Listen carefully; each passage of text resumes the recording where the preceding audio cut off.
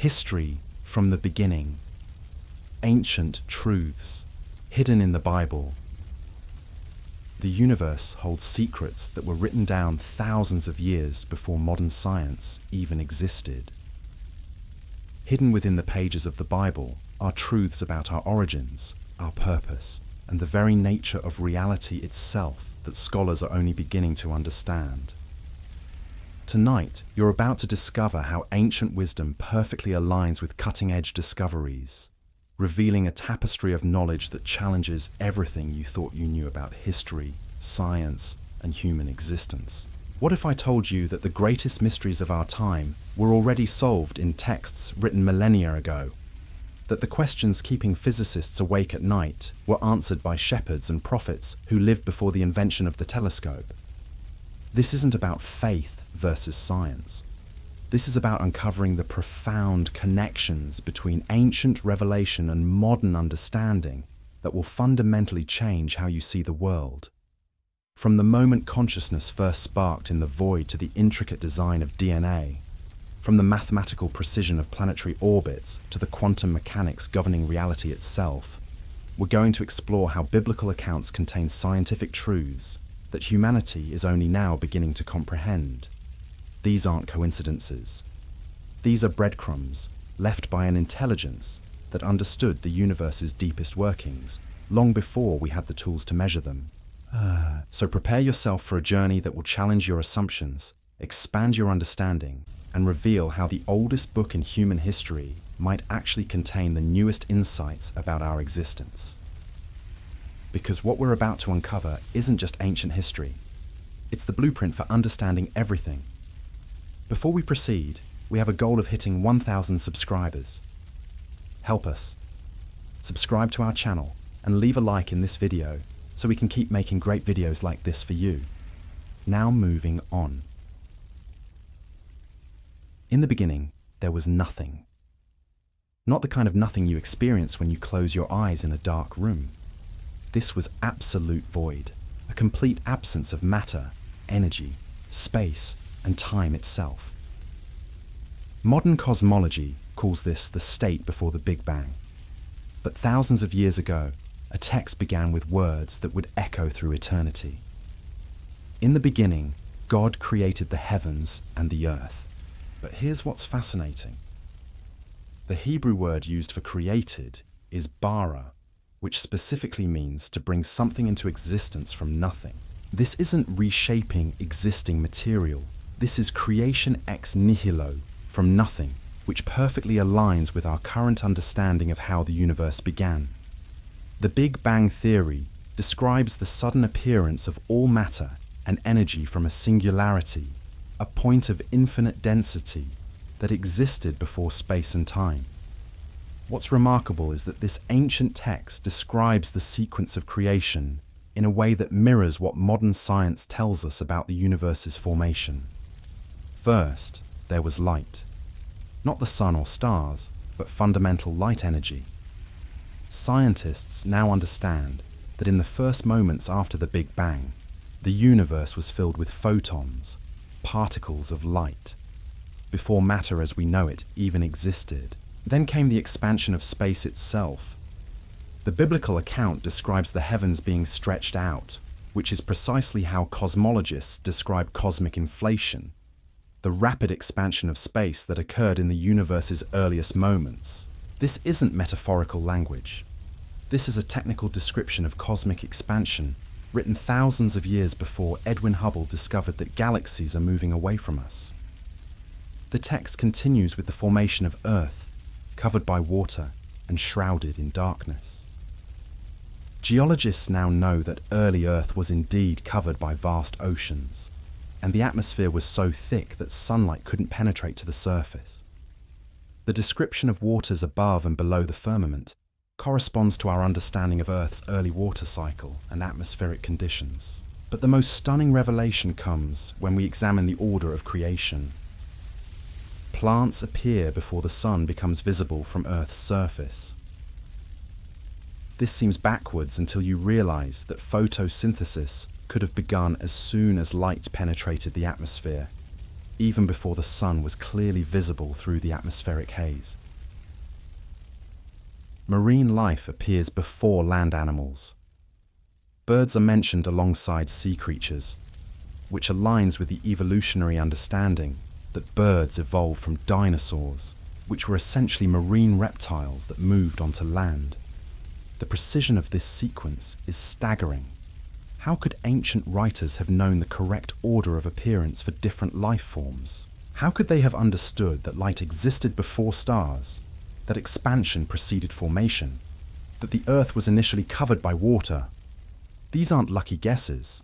These are accurate descriptions of cosmic and biological history, written by people who had no telescopes, no microscopes, no scientific instruments whatsoever. Consider the mathematical precision embedded in these accounts. The Bible describes the universe as having a beginning, which contradicts the steady-state theory that dominated science for centuries. It describes the universe as expanding, which wasn't discovered until the 20th century. It describes the Earth as suspended in space, hanging on nothing, which was revolutionary thinking in an era when most cultures believed the Earth rested on the back of a turtle or was supported by pillars. The text even hints at the fundamental forces that govern reality. The Hebrew word for spirit that moved over the waters is ruach, which also means wind or breath, suggesting an energetic force that brought order to chaos. This perfectly describes how the fundamental forces of physics, gravity, electromagnetism, and the strong and weak nuclear forces emerged to create structure in the early universe. But the mysteries deepen when we examine the creation of humanity. The account describes humans being formed from the dust of the earth, which sounds primitive until you realize that every element in your body, except hydrogen, was forged in the nuclear furnaces of stars. You are literally made of stardust, cosmic dust that formed planets and eventually became the building blocks of life. The biblical phrase dust of the earth is a poetic way of describing what science now calls the stellar nuclear synthesis that created the heavy elements essential for life. The description of breath being breathed into Adam to make him a living soul points to something science is only beginning to understand: the emergence of consciousness. How does organic matter become aware? How does a collection of atoms develop the ability to contemplate its own existence? This remains one of the greatest mysteries in science, yet it's described in the very first chapters of human history as a distinct moment when life became conscious life. The Garden of Eden itself presents fascinating parallels to what we know about human origins. Archaeological evidence suggests that human civilization began in the region known as the Fertile Crescent, the area between the Tigris and Euphrates rivers. This is precisely where the biblical account places the Garden of Eden.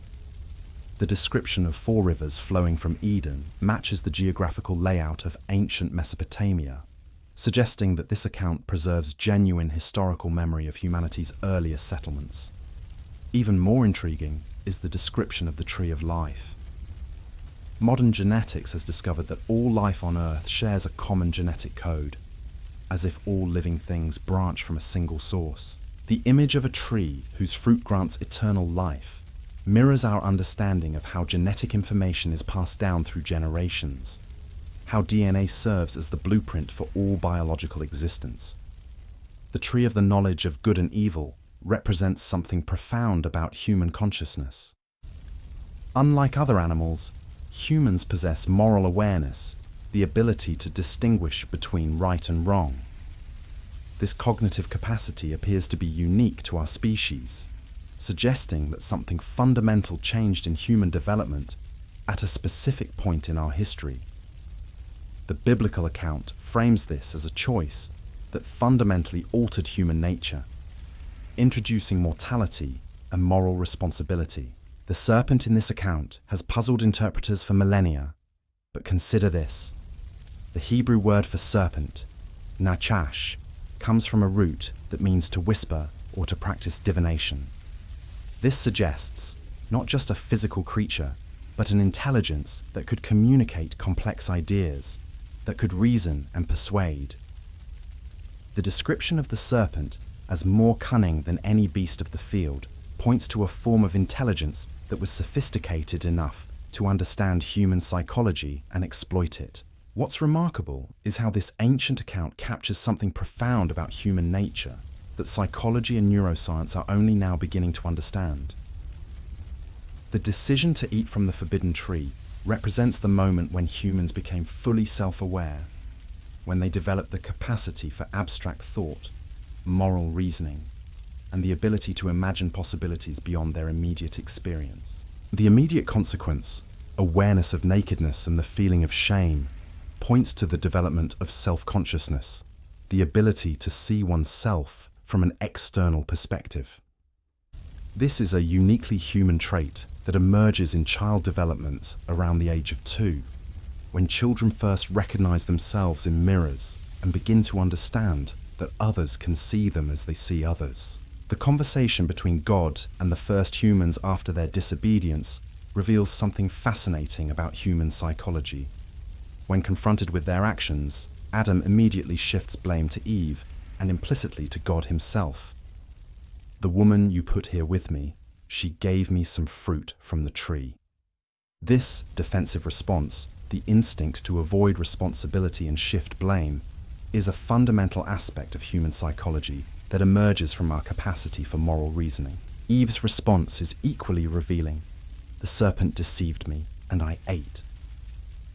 This acknowledgement of deception points to humanity's vulnerability to manipulation, our capacity to be influenced by external forces that appeal to our desires and ambitions. The entire scene reads like a psychological case study of human behavior under moral pressure. The consequences described in this account, pain in childbirth, difficulty in agriculture, and ultimately death, can be understood as the natural result of living in a world where moral choices have real consequences. The introduction of moral awareness necessarily brings with it the possibility of moral failure, and moral failure in a physical world inevitably leads to physical and emotional suffering. But perhaps the most profound aspect of this ancient account is how it frames human existence not as a cosmic accident, but as the result of intentional design. The repeated phrase, "and God saw that it was good," suggests a universe that is fundamentally ordered, purposeful, and meaningful. This stands in stark contrast to the materialist worldview that sees human existence as an accidental byproduct of random processes. The biblical account presents consciousness not as an emergent property of complex matter, but as something that was intentionally introduced into the physical world. This perspective aligns with some of the most puzzling discoveries in modern science, particularly in quantum mechanics, where consciousness appears to play a fundamental role in determining reality itself. The measurement problem in quantum mechanics suggests that reality doesn't exist in a definite state until it's observed by a conscious observer. This implies that consciousness isn't just a byproduct of physical processes, but may be fundamental to the structure of reality itself. The biblical account of creation places consciousness at the center of existence, suggesting that the universe was designed to be observed, understood, and appreciated by conscious beings. This raises profound questions about the nature of reality itself. If consciousness is fundamental to the universe, if the cosmos was designed to be comprehended by intelligent observers, then perhaps the ancient texts weren't just describing historical events, but revealing something essential about the structure of existence itself. The implications are staggering. If the biblical account contains accurate information about cosmic origins, biological development, and human consciousness that couldn't have been known through ancient observation, then we must seriously consider the possibility that these texts contain genuine revelation about the nature of reality. But this is just the beginning. As we continue our journey through ancient wisdom, we'll discover how the stories that followed, the accounts of early human history, contain insights about genetics, psychology, and social development that are only now being confirmed by modern research. The patterns we've observed in the creation account, the precise correspondence between ancient description and modern discovery, continue throughout the historical narratives that follow. The question isn't whether these ancient texts contain scientific truth. The question is how much scientific truth they contain, and what that means for our understanding of human origins, purpose, and destiny. Because if these accounts are accurate about the past, they might also be accurate about the future. The story of Cain and Abel isn't just humanity's first murder case. It's a genetic roadmap that reveals profound truths about human nature, behavioral psychology, and the biological foundations of morality that science is only beginning to understand. When we examine this ancient account through the lens of modern research, we discover insights about sibling rivalry, personality development, and the neurological basis of violence that read like a textbook on evolutionary psychology. Consider the setup. Two brothers, different occupations, different personalities, different approaches to life. Cain worked the soil, methodical and persistent, while Abel tended flocks, adaptive and mobile. This isn't just career choice. Modern genetics shows us that personality traits like risk-taking, novelty-seeking, and social cooperation have strong hereditary components. The fact that these brothers, sharing the same parents, develop such different temperaments points to something fundamental about human genetic diversity. The biblical account describes their offerings to God, and here's where it gets fascinating. Abel's offering was accepted, while Cain's was rejected. The text doesn't explicitly state why, but it hints that the issue was with Cain's heart, his attitude, his internal state. Modern neuroscience has discovered that our brains are constantly making moral calculations, weighing intentions against outcomes, evaluating the sincerity behind our actions. The anterior cingulate cortex, the brain region responsible for moral decision-making, responds differently to genuine versus performative moral behavior. Cain's response to rejection reveals something crucial about human psychology. Rather than examining his own motivations, he becomes consumed with envy toward his brother. This emotional cascade, from disappointment to resentment to rage, follows a predictable neurological pathway. The amygdala, our brain's alarm system, triggers the release of stress hormones that cloud judgment and amplify negative emotions. The prefrontal cortex, responsible for rational thinking and impulse control, becomes compromised under intense emotional stress. The warning Cain receives is remarkable. Sin is crouching at your door. It desires to have you, but you must rule over it. This ancient description of temptation as a predatory force perfectly captures what modern psychology calls the dual process theory of moral behavior.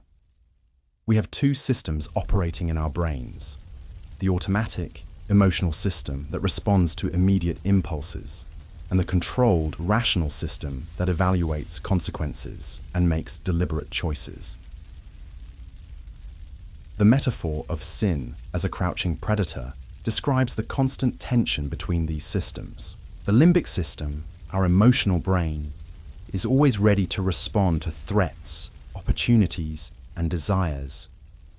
The prefrontal cortex must actively suppress these impulses when they conflict with our moral principles. This neurological battle between instinct and conscience is fundamental to human experience.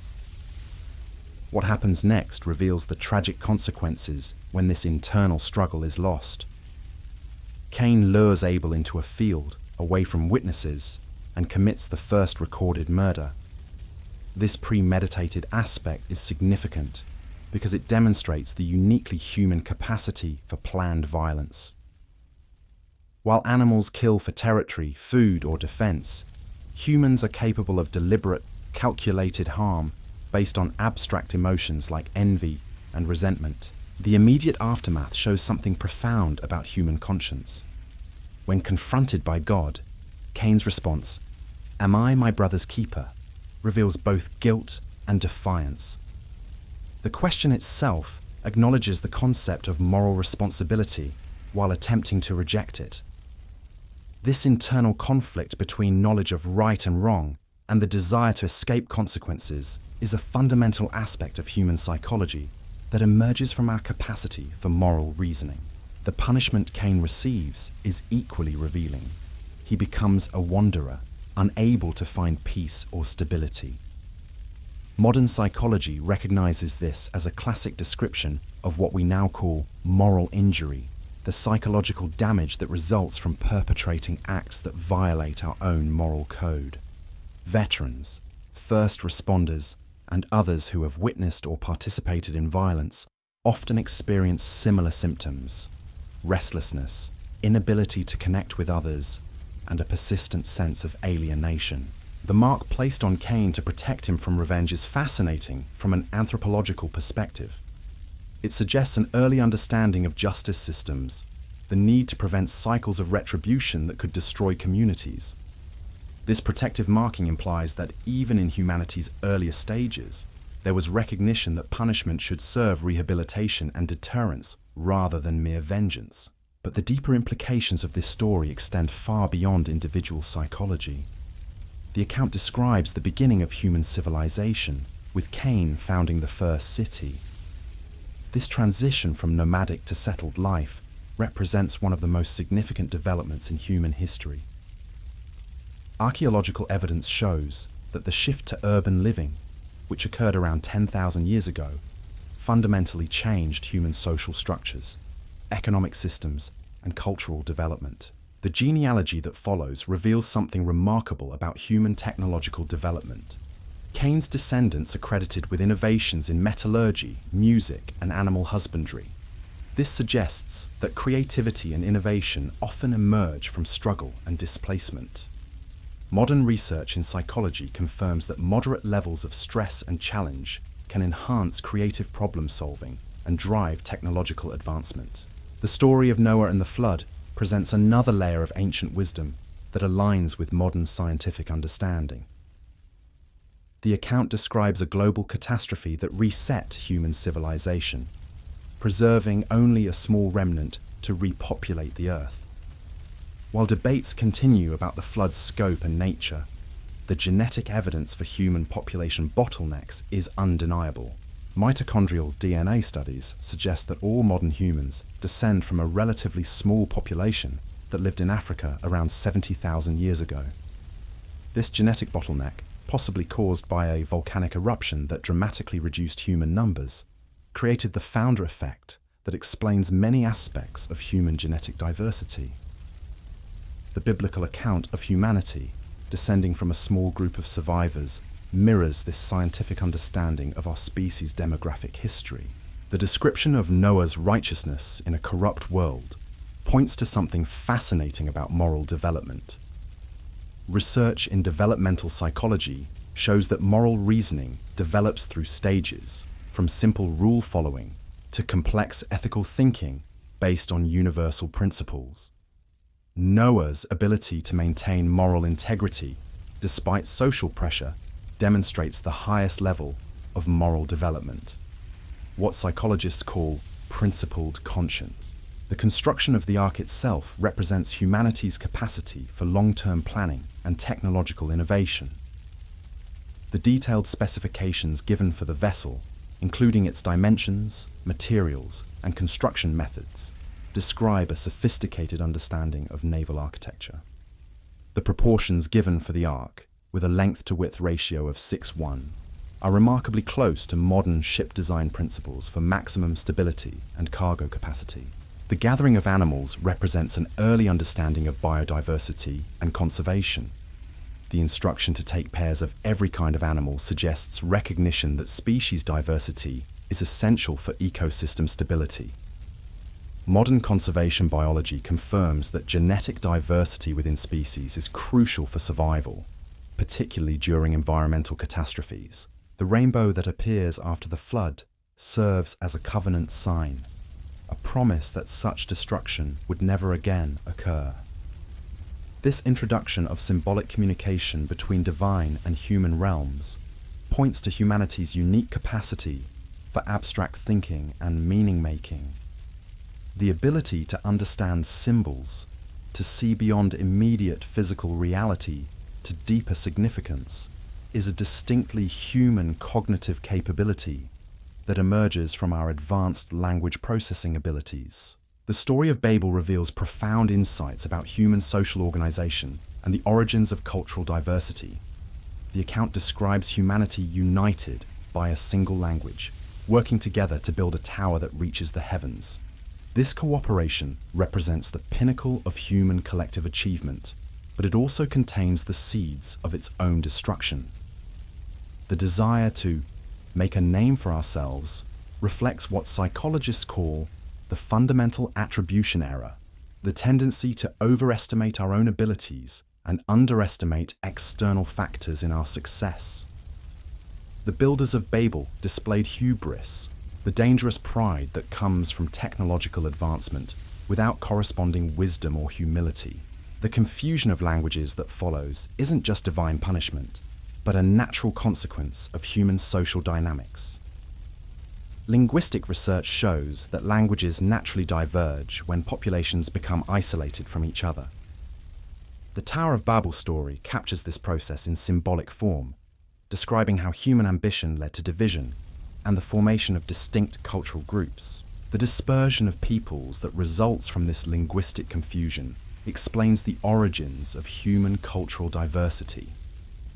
Anthropological evidence shows that human societies developed different languages, customs, and worldviews as they spread across the globe and adapted to different environments. The biblical account frames this diversity not as accidental, but as purposeful, suggesting that cultural variety serves important functions in human development. This pattern of unity, followed by division, cooperation followed by conflict, appears throughout human history.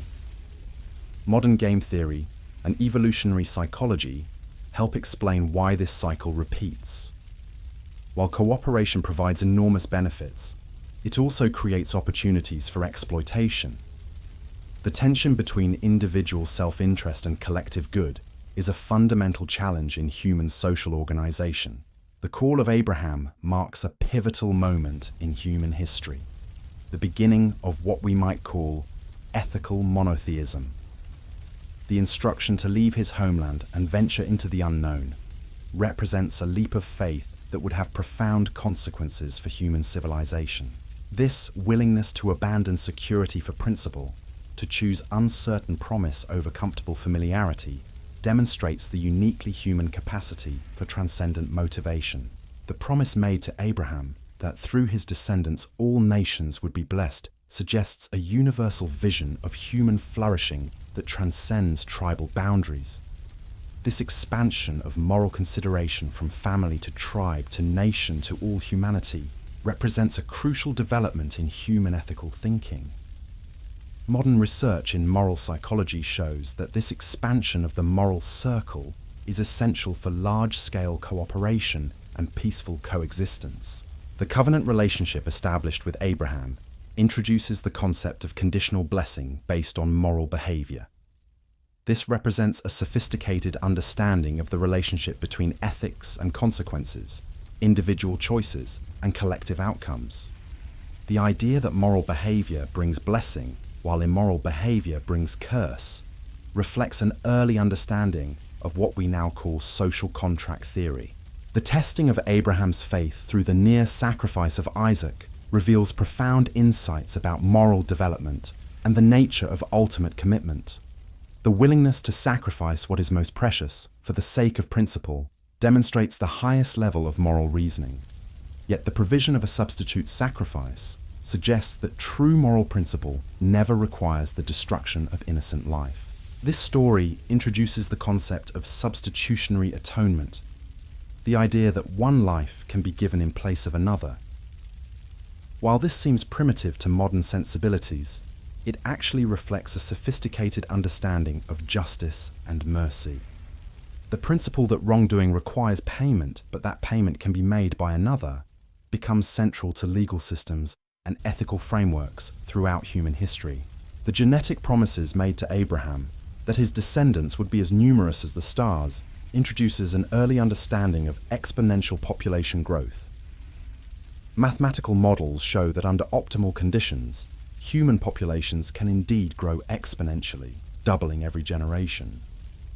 The comparison to stars is particularly apt, as astronomical observations reveal that the universe contains more stars than grains of sand on all the Earth's beaches. The land promise given to Abraham's descendants introduces the concept of territorial inheritance based on moral grounds rather than mere conquest.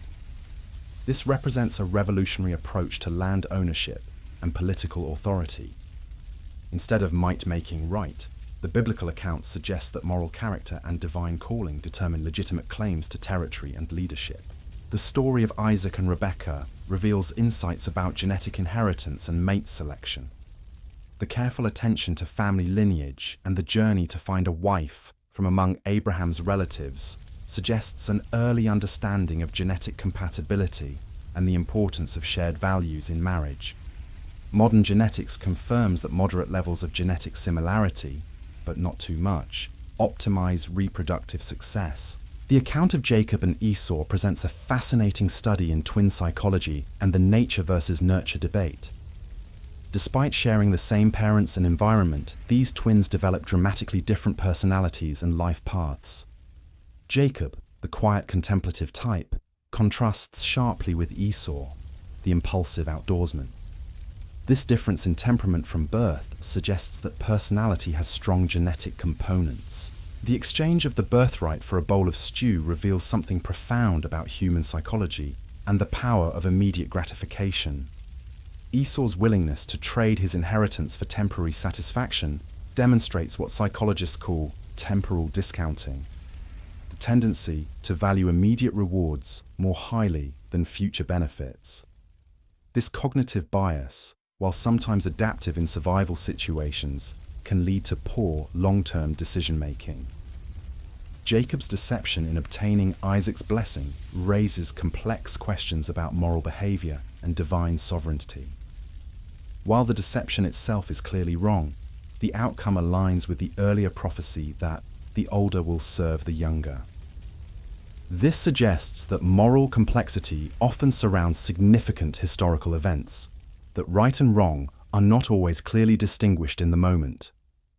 The reconciliation between Jacob and Esau years later demonstrates the human capacity for forgiveness and the healing of family relationships.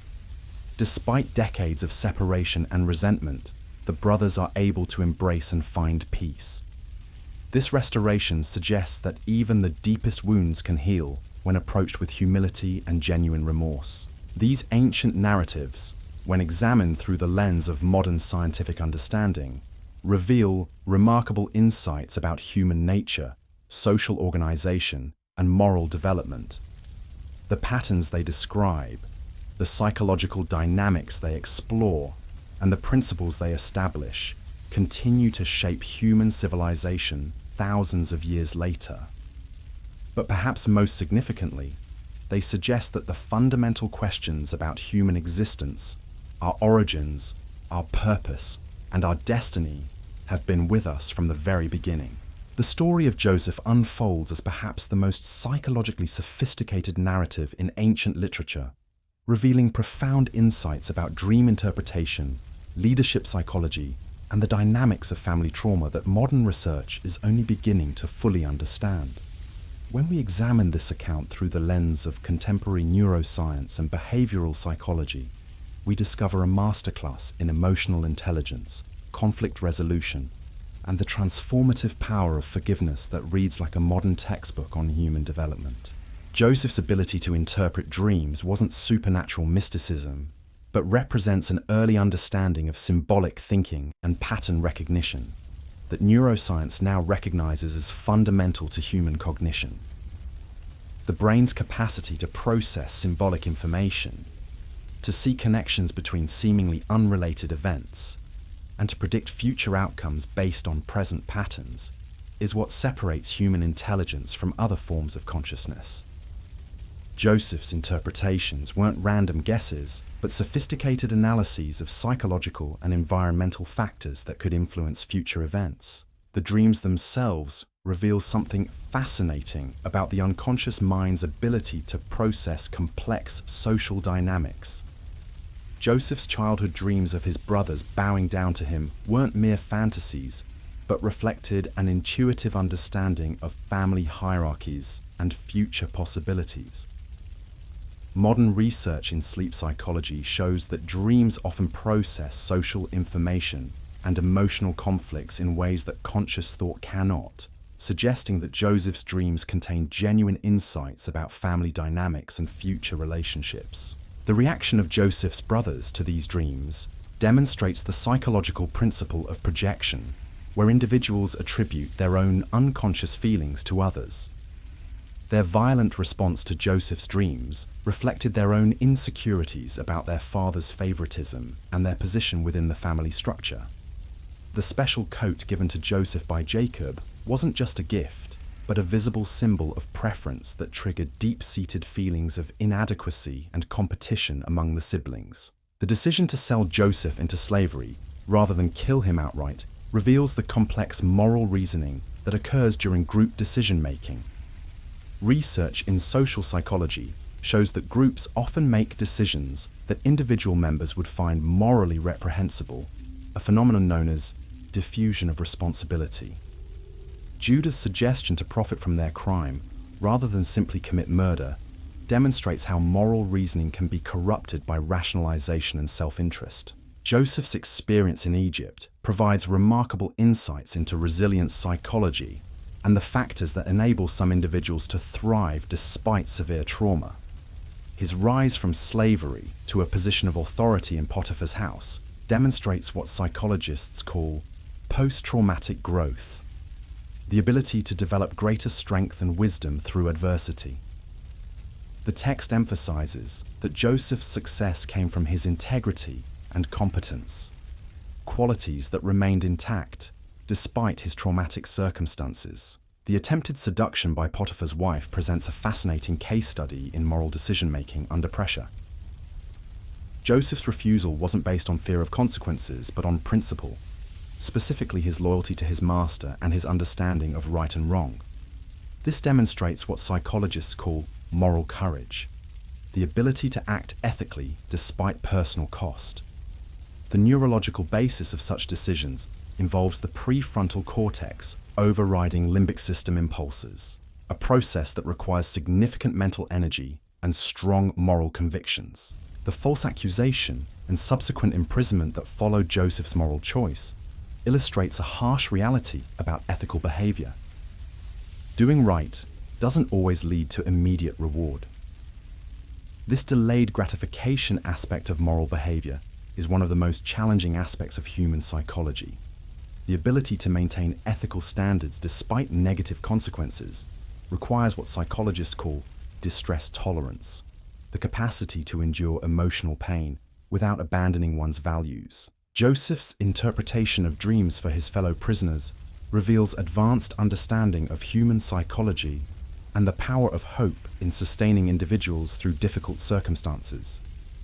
His ability to see beyond immediate circumstances to future possibilities demonstrates what cognitive psychologists call prospective thinking, the uniquely human capacity to mentally simulate future scenarios and plan accordingly. The Pharaoh's dreams about 7 years of abundance, followed by 7 years of famine, weren't just prophetic visions, but reflected sophisticated understanding of economic cycles and environmental patterns. Agricultural societies throughout history have experienced periodic fluctuations in productivity due to weather patterns, soil depletion, and other natural factors. Joseph's interpretation demonstrated advanced systems thinking, the ability to see connections between seemingly separate events and plan for long-term consequences. The economic policy Joseph implemented during the years of abundance reveals remarkable insights into resource management and social planning. The decision to store grain during productive years and distribute it during lean times represents one of the earliest examples of counter-cyclical economic policy. Modern economists recognize this approach as essential for maintaining social stability during economic downturns. The psychological transformation Joseph underwent during his years in Egypt is equally remarkable. The traumatized teenager who was sold into slavery emerged as a mature leader capable of managing complex social and economic systems. This development demonstrates what psychologists call identity formation through adversity, the process by which individuals develop stronger sense of self through overcoming challenges. When Joseph's brothers arrived in Egypt seeking food, the emotional dynamics that unfolded reveal profound insights about family psychology and the long-term effects of trauma on relationships. Joseph's decision to test his brothers before revealing his identity wasn't cruelty, but wisdom, an attempt to understand whether they had changed since their betrayal years earlier. This careful approach to reconciliation demonstrates advanced emotional intelligence and conflict resolution skills. The tests Joseph devised for his brothers were specifically designed to reveal their character and determine whether they had developed empathy and moral courage. The demand that Benjamin accompany them on their second journey wasn't arbitrary, but strategic, forcing them to confront their willingness to sacrifice another favored son. Judah's offer to take Benjamin's place demonstrated the character growth that Joseph was seeking, showing that his brothers had learned from their past mistakes. The emotional climax when Joseph finally revealed his identity to his brothers provides one of the most psychologically sophisticated descriptions of forgiveness in ancient literature. His statement that, "You intended to harm me, but God intended it for good," demonstrates what psychologists call meaning-making, the ability to find positive significance in negative experiences. This cognitive reframing is essential for healing from trauma and maintaining psychological well-being.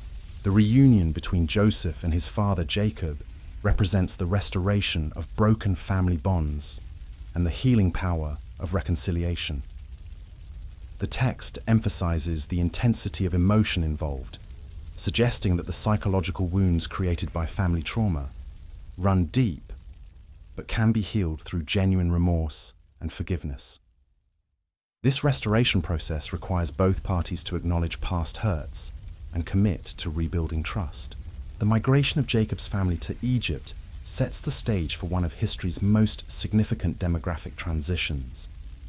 The movement of 70 individuals who would eventually become a nation of millions demonstrates the exponential growth potential of human populations under favorable conditions. Mathematical models confirm that small founding populations can indeed grow to enormous numbers within relatively short timeframes when environmental conditions are optimal. The initial prosperity of the Israelites in Egypt, their multiplication and success in the land of Goshen, reflects the advantages that immigrant populations often experience when they bring valuable skills to new environments. Joseph's administrative abilities and his family's expertise in animal husbandry provided economic benefits that made them welcome in Egyptian society. This mutually beneficial relationship demonstrates how cultural exchange can create prosperity for all parties involved. The transition from prosperity to oppression that occurred after Joseph's death reveals the fragility of social acceptance and the tendency for fear to overcome rational economic considerations. The new Pharaoh's concern about the growing Israelite population demonstrates what psychologists call outgroup threat perception, the tendency to view demographic changes as potential security risks rather than economic opportunities. The decision to enslave the Israelites, rather than simply expel them, reveals the economic motivations that often underlie oppression. The Egyptians had become dependent on Israelite labor and productivity, creating a situation where exploitation became more profitable than elimination.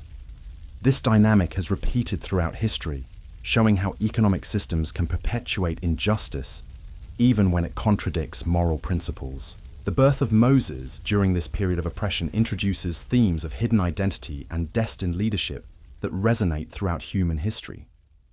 The circumstances of his rescue, being adopted by Pharaoh's daughter while being nursed by his own mother, created a unique psychological situation where he experienced both privilege and connection to his oppressed people. This dual identity would prove crucial in his later role as liberator and lawgiver. Moses' violent response to witnessing Egyptian oppression of a Hebrew slave reveals the psychological tension that builds when individuals witness injustice against their own people. His immediate recourse to violence, while understandable emotionally, demonstrates the inadequacy of individual action against systemic oppression. The failure of this approach forced Moses to flee to the wilderness, where he would undergo the character development necessary for effective leadership. The 40 years Moses spent in the wilderness represents a crucial period of psychological and spiritual development. Research in adult development shows that individuals often require extended periods of reflection and growth before they're ready to assume major leadership responsibilities. Moses' experience as a shepherd provided him with skills in guidance, protection, and long-term thinking that would prove essential in leading the Israelites through their own wilderness journey. The burning bush encounter that called Moses to leadership reveals advanced understanding of how transformative experiences occur. The symbol of fire that burns without consuming represents the paradox of spiritual illumination, an experience that changes individuals fundamentally while leaving them essentially intact.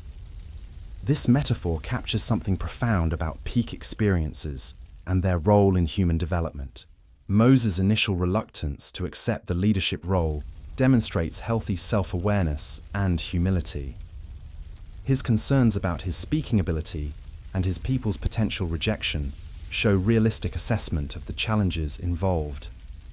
This reluctance, rather than disqualifying him for leadership, actually suggests the kind of thoughtful consideration that effective leaders require. The signs and wonders that accompanied Moses' calling weren't just supernatural displays, but demonstrations of natural principles that could be understood and replicated. The staff that became a serpent, the hand that became leprous and then healed, the water that turned to blood, all represented mastery over natural processes that seemed miraculous to observers who didn't understand the underlying mechanisms. The confrontation with Pharaoh that followed reveals sophisticated understanding of political psychology and the dynamics of power. The progressive escalation of plagues wasn't random, but carefully designed to demonstrate the inadequacy of Egyptian religious beliefs and the superiority of the Hebrew conception of divine power. Each plague targeted specific aspects of Egyptian spirituality and economic life, creating mounting pressure for Pharaoh to release the Israelites. The psychological battle between Moses and Pharaoh represents the classic conflict between tyrannical authority and moral leadership. Pharaoh's repeated promises to release the Israelites, followed by changes of heart, demonstrate what psychologists call cognitive dissonance, the mental discomfort that occurs when actions conflict with beliefs. His inability to maintain consistent decisions under pressure reveals the fundamental weakness of power based on fear rather than principle. The final plague, the death of the firstborn, represents the ultimate consequence of persistent moral failure. The Passover ritual that protected the Israelites wasn't arbitrary, but demonstrated the principle that preparation and obedience provide protection from consequences that affect the unprepared.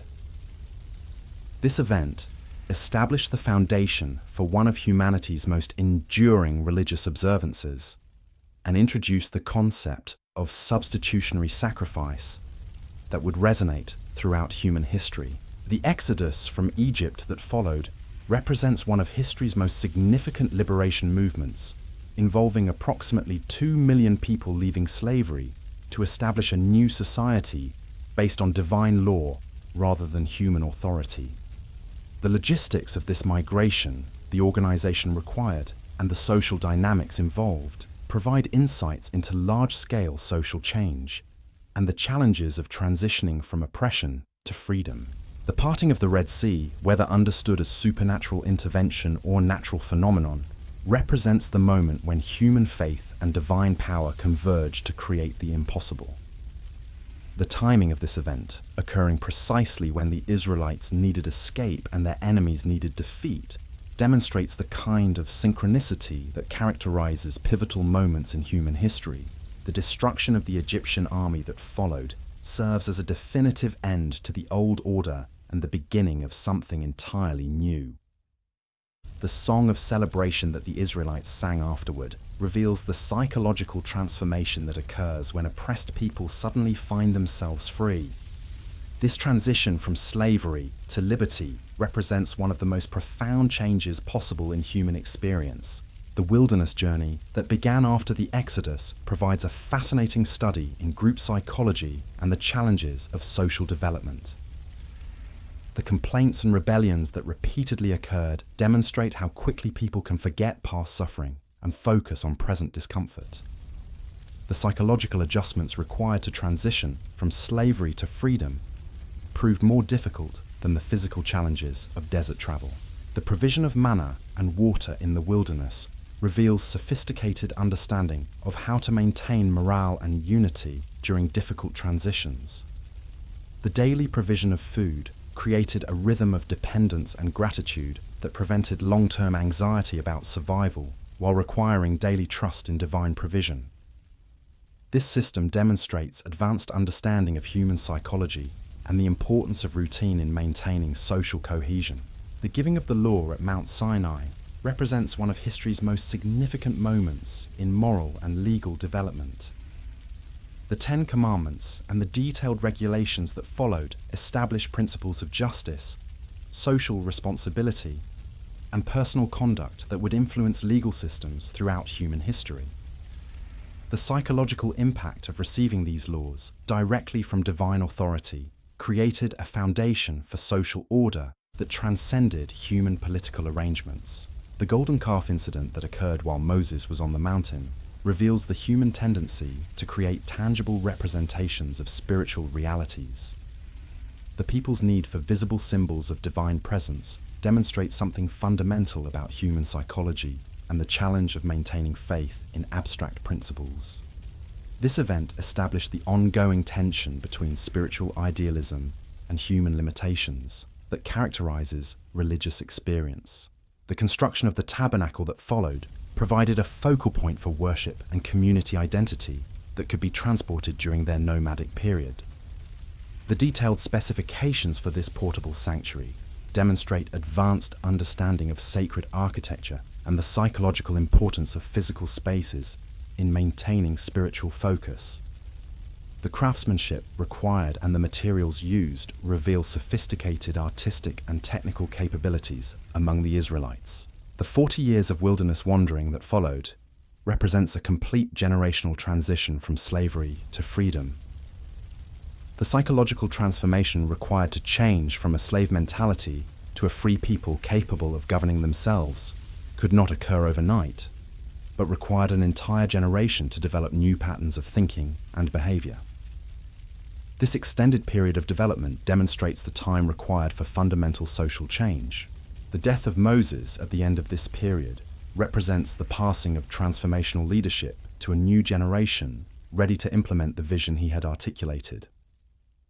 His final speeches, recorded in Deuteronomy, provide a comprehensive review of the principles and practices necessary for maintaining a just society. The emphasis on remembering their history and teaching it to future generations demonstrates understanding of how cultural memory shapes social behavior. The approach to the Promised Land under Joshua's leadership represents the culmination of the liberation process begun in Egypt. The psychological preparation required for the conquest, the strategic planning involved, and the moral principles governing their actions reveal sophisticated understanding of warfare, justice, and social development.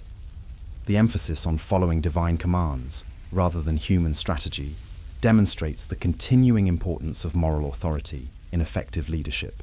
These ancient narratives, when examined through the lens of modern understanding, reveal remarkable insights about human psychology, social development, and the principles that govern successful societies. The patterns they describe, the psychological dynamics they explore, and the moral principles they establish continue to influence human civilization thousands of years later. The consistency between these ancient accounts and modern scientific understanding suggests that they contain genuine wisdom about the nature of human existence and the conditions necessary for human flourishing. The conquest of Canaan under Joshua's leadership reveals profound insights about military strategy, psychological warfare, and the principles of justice that modern analysts are only beginning to fully appreciate. When we examine these ancient accounts through the lens of contemporary understanding, we discover sophisticated approaches to conflict resolution, territorial acquisition, and social integration that demonstrate remarkable foresight about human nature and organizational dynamics. The crossing of the Jordan River presents a fascinating study in leadership psychology and the power of symbolic acts to transform group consciousness. The instruction for the priest to step into the flooding river before the waters parted wasn't arbitrary, but demonstrates advanced understanding of how leaders must model courage before expecting others to follow. Modern leadership research confirms that authentic leadership requires personal risk-taking and visible commitment to shared goals before others will invest their trust and energy. The psychological impact of this miraculous crossing on both the Israelites and their enemies reveals sophisticated understanding of morale warfare and the role of reputation in conflict. The text emphasizes that news of this event spread throughout the land, causing fear among the Canaanite peoples and confidence among the Israelites.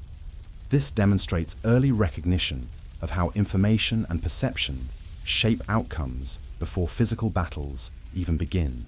The strategy employed at Jericho represents one of history's most unusual military tactics, yet it reveals profound insights about psychological warfare and the power of unconventional approaches to overcome seemingly impossible obstacles.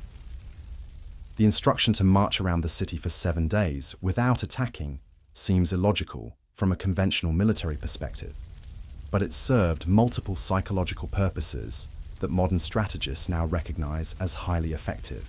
The daily marching created mounting psychological pressure on the defenders, while building unity and anticipation among the attackers.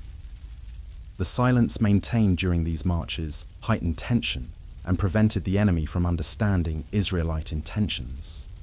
The use of trumpets and shouting on the 7th day created a coordinated psychological shock that may have contributed to the wall's collapse through both supernatural intervention and natural resonance effects. The complete destruction of Jericho that followed demonstrates the ancient understanding that some conflicts require total resolution rather than partial victory. The instruction to destroy everything except precious metals, which were dedicated to the treasury, reveals sophisticated thinking about resource allocation and the prevention of moral contamination through material temptation. This approach, while seeming harsh by modern standards, reflects understanding that half measures in fundamental conflicts often lead to recurring problems. The failure at Ai that immediately followed provides crucial insights about the relationship between individual moral failure and collective consequences. Achan's secret retention of forbidden items from Jericho's destruction created a breach in community trust that affected military effectiveness. This demonstrates early recognition of how hidden moral failures can undermine group cohesion and operational success, a principle that modern organizational psychology confirms in contemporary contexts. The public exposure and punishment of Achan's sin reveals sophisticated understanding of how moral accountability must be visible and decisive to maintain community standards. The involvement of his entire family in the consequences, while troubling to modern sensibilities, reflects ancient understanding that individual actions have systemic effects that ripple through social networks. This collective responsibility model demonstrates recognition that moral behavior is not merely personal, but fundamentally social. The successful second assault on Ai employed classic military deception, using an ambush strategy that required precise coordination and timing. The psychological elements of this victory, particularly the way it restored confidence after the initial defeat, demonstrate understanding of how military success depends as much on morale and leadership credibility as on tactical superiority. Joshua's personal involvement in the battle, holding his spear toward the city until victory was complete, provided visible leadership that inspired his forces and intimidated his enemies. The treaty with the Gibeonites presents a complex case study in international relations and the challenges of making binding agreements under deceptive circumstances. The Gibeonites' successful impersonation of distant travelers reveals sophisticated understanding of how to exploit cultural assumptions and legal frameworks to achieve survival goals. Their deception succeeded because it appealed to Israelite concepts of hospitality and treaty obligations while avoiding the fate designated for local inhabitants. The discovery of this deception created a legal and moral dilemma that tested the Israelites' commitment to their word versus their strategic objectives. The decision to honor the treaty despite the deception demonstrates advanced understanding of how legal consistency and trustworthiness must be maintained even when inconvenient. This principle, that agreements must be kept even when obtained through deception, reflects sophisticated jurisprudential thinking about the nature of contracts and social trust. The long-term consequences of this decision, making the Gibeonites permanent servants rather than destroying them, created a model for how conquered peoples could be integrated into Israelite society while maintaining distinct roles and responsibilities. This approach demonstrates early understanding of how complex societies can incorporate diverse populations while maintaining social order and cultural identity. The Southern Campaign that followed reveals advanced military strategy and the importance of rapid, decisive action in maintaining momentum during conquest. The coalition of kings who united against the Israelites demonstrates how external threats can create temporary alliances among otherwise competing groups.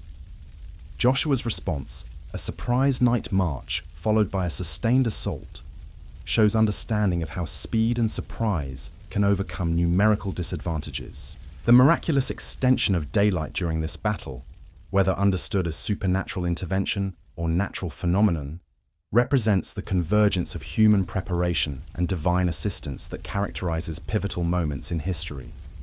The psychological impact of this event on both sides demonstrates how extraordinary circumstances can create lasting changes in group consciousness and historical memory. The systematic conquest of the land that followed reveals sophisticated understanding of territorial control and the importance of eliminating resistance centers that could serve as bases for future rebellion. The destruction of Hazor, described as the head of all the kingdoms, demonstrates strategic thinking about how to permanently alter regional power structures. The burning of this city, while preserving others for occupation, shows selective application of destruction for maximum strategic effect. The distribution of the land among the tribes represents one of history's most systematic approaches to territorial organization and governance. The detailed boundaries described for each tribal inheritance demonstrate advanced surveying and administrative capabilities.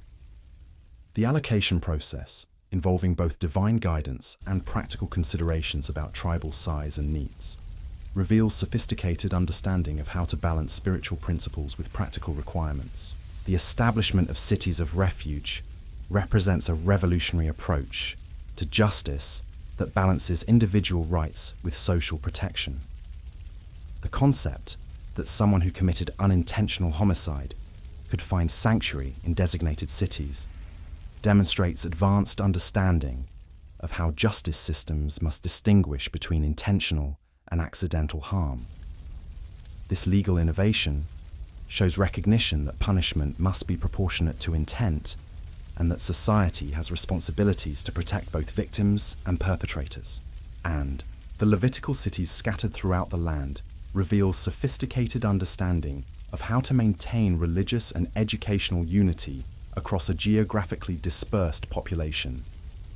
The placement of these cities created a network of religious and legal centers that could provide consistent instruction and dispute resolution.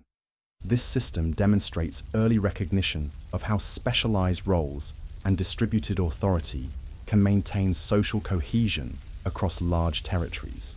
The period of the judges that followed Joshua's death presents a fascinating study in political psychology and the challenges of maintaining social order without centralized authority. The repeated cycle of apostasy, oppression, repentance, and deliverance reveals fundamental patterns in human behavior and social development that continue to characterize political systems throughout history. The various judges who arose during this period demonstrate different models of leadership and the diverse skills required for effective governance. Deborah's role as both prophet and military leader shows early recognition of how spiritual authority and practical leadership can be combined effectively. Her partnership with Barak in defeating the Canaanites demonstrates understanding of how complementary skills can create more effective leadership than individual authority alone. Gideon's reluctance to accept leadership and his testing of divine calling reveal healthy skepticism about authority and the importance of confirmation in leadership selection. His reduction of the army from 32,000 to 300 men demonstrates understanding of how divine power works through human weakness rather than conventional strength. The psychological impact of this victory on both the Israelites and their enemies shows how unconventional approaches can achieve results that traditional methods cannot. The story of Jephthah reveals the tragic consequences of rash vows and the importance of careful consideration in making commitments. His sacrifice of his daughter while fulfilling his vow demonstrates how rigid legalism can lead to moral tragedy. This account serves as a warning about the dangers of substituting rule following for moral reasoning, and the importance of wisdom in applying principles to specific situations. Samson's career as a judge presents a complex study in the relationship between divine gifting and personal character.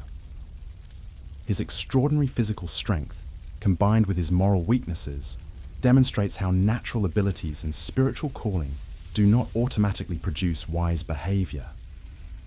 His repeated failures with women and his eventual capture by the Philistines show how personal weaknesses can undermine even divinely appointed leadership. The climactic destruction of the Philistine temple, accomplished through Samson's final act of strength, reveals how divine purposes can be accomplished even through flawed human instruments. His prayer for strength to avenge his blindness demonstrates how personal motivation and divine purpose can converge to achieve significant results. The psychological impact of this victory on the Philistines shows how a single decisive act can shift the balance of power between competing groups. The moral chaos described at the end of the Book of Judges, summarized in the phrase, "Everyone did what was right in his own eyes," reveals the inevitable consequences of abandoning shared moral standards. The horrific stories of the Levite's concubine and the near destruction of the tribe of Benjamin demonstrate how moral relativism leads to social breakdown and violence. These accounts serve as stark warnings about the importance of maintaining ethical standards and legal systems. The transition from judges to monarchy represents one of history's most significant political developments. The shift from charismatic leadership to institutional authority. The people's demand for a king, like all the nations, reveals the human tendency to prefer visible, predictable leadership over dependence on divine guidance. This request demonstrates understanding of how political systems affect national identity and international relations. Samuel's warning about the consequences of monarchical government reveals sophisticated understanding of how centralized power tends to expand and how individual liberty decreases as state authority increases. His description of how kings would conscript soldiers, impose taxes, and command labor demonstrates early recognition of the inherent tensions between governmental power and individual freedom. This warning represents one of history's earliest critiques of absolute monarchy and the importance of limiting governmental authority. The selection of Saul as the first king demonstrates the complex relationship between popular choice and divine appointment in leadership selection. Saul's initial reluctance and his impressive physical appearance show how leadership often involves individuals who don't seek power, but possess the qualities that others recognize as necessary. His anointing by Samuel establishes the principle that legitimate authority must have both human and divine sanction. Saul's early military successes, particularly his victory over the Ammonites, demonstrate how effective leadership can unite diverse groups around common purposes. His ability to mobilize the entire nation in response to the threat against Jabesh Gilead shows understanding of how shared challenges can create national unity.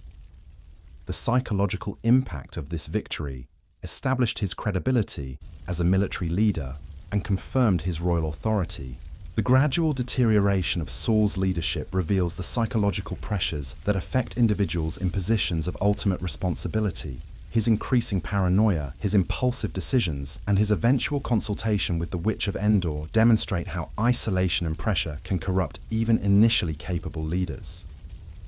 This psychological portrait provides insights into the mental health challenges that accompany high-level leadership responsibilities. The rise of David as Saul's eventual successor presents a fascinating study in leadership development and the transition of power.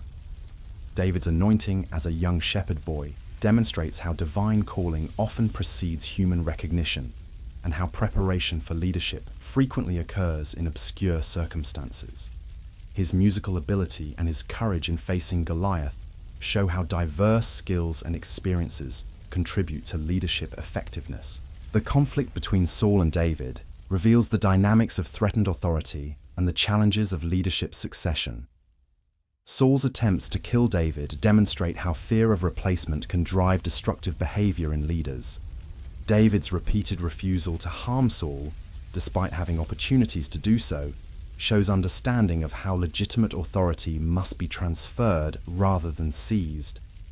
This restraint demonstrates the kind of character that enables effective long-term leadership. The establishment of David's kingdom represents the culmination of Israel's political development and the achievement of the promises made to the patriarchs. His conquest of Jerusalem and his establishment of a permanent capital demonstrate understanding of how political stability requires both military strength and administrative capability. The bringing of the Ark to Jerusalem shows how spiritual and political authority must be integrated for effective governance. David's organization of the kingdom, including his military structure, administrative systems, and religious arrangements, reveals sophisticated understanding of how complex societies must be organized to function effectively. His census of the people, while resulting in divine judgment, demonstrates recognition of how effective governance requires accurate information about population and resources. The consequences of this census show how even necessary administrative actions can have unintended spiritual and social effects. The Davidic covenant, promising an eternal dynasty, represents one of history's most significant political and spiritual developments. This promise established the foundation for messianic expectation and the hope for perfect leadership that would transcend human limitations. The unconditional nature of this covenant demonstrates understanding of how divine purposes operate independently of human performance, while still requiring human cooperation. David's personal failures, particularly his adultery with Bathsheba and his murder of Uriah, reveal the moral vulnerabilities that affect even the most successful leaders. The confrontation by the prophet Nathan demonstrates the importance of accountability systems that can challenge even the highest authorities. David's repentance and the consequences he faced show how moral failure requires both personal acknowledgement and systemic correction. The rebellion of Absalom presents a complex study in family dynamics and political succession.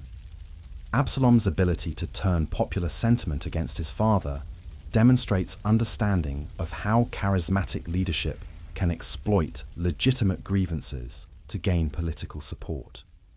His eventual defeat and death show how rebellion against legitimate authority, even when motivated by understandable grievances, tends to produce tragic consequences. The transition from David to Solomon represents the peaceful transfer of power that establishes dynastic succession. Solomon's request for wisdom, rather than wealth or military victory, demonstrates understanding of how effective leadership requires intellectual and moral capabilities rather than just political power. His famous judgment regarding the disputed baby shows how wisdom manifests in practical decision-making that serves justice and reveals truth. Solomon's building of the temple represents the culmination of Israel's religious development and the physical manifestation of divine presence among the people.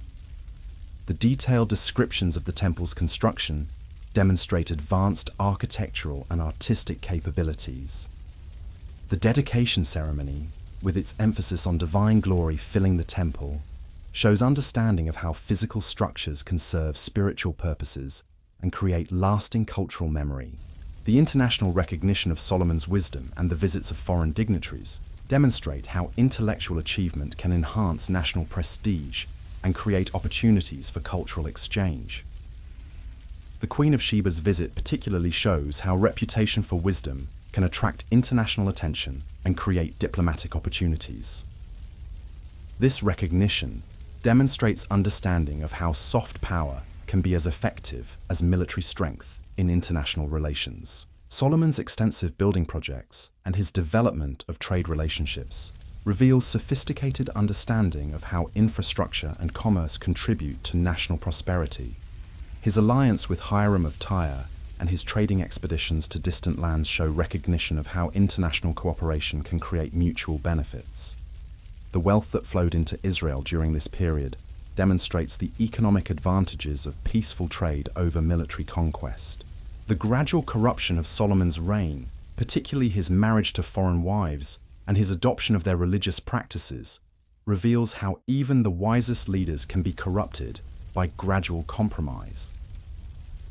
His heavy taxation and forced labor policies show how the pursuit of magnificence can burden the people and create conditions for future rebellion. This deterioration demonstrates the importance of maintaining moral principles even during periods of prosperity and success. The division of the kingdom after Solomon's death represents one of history's most significant political failures, the inability to maintain unity across generational transitions. Rehoboam's rejection of wise counsel and his harsh response to legitimate grievances demonstrate how poor leadership decisions can have permanent consequences. The immediate rebellion of the 10 northern tribes shows how quickly political unity can dissolve when leadership fails to serve the people's interests. The establishment of the northern kingdom under Jeroboam reveals the challenges of creating legitimate authority in opposition to established institutions. His creation of alternative religious centers and his appointment of non-Levitical priests demonstrate understanding of how political independence requires religious distinctiveness. However, the long-term consequences of these innovations show how pragmatic political decisions can have destructive spiritual effects.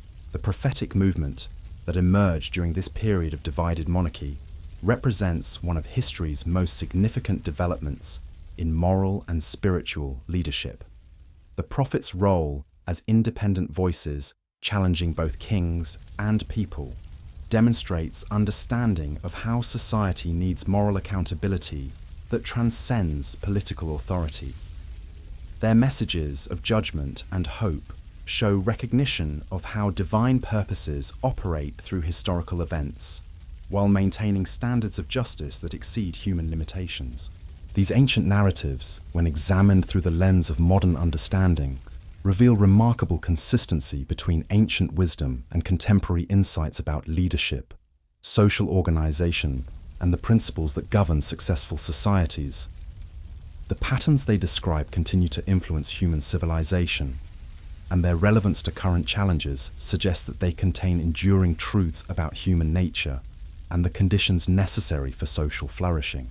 The prophetic voices that emerged during Israel's divided monarchy weren't just religious figures delivering divine messages. They were sophisticated analysts of social psychology, political dynamics, and human behavior, who understood patterns that modern researchers are only beginning to recognize.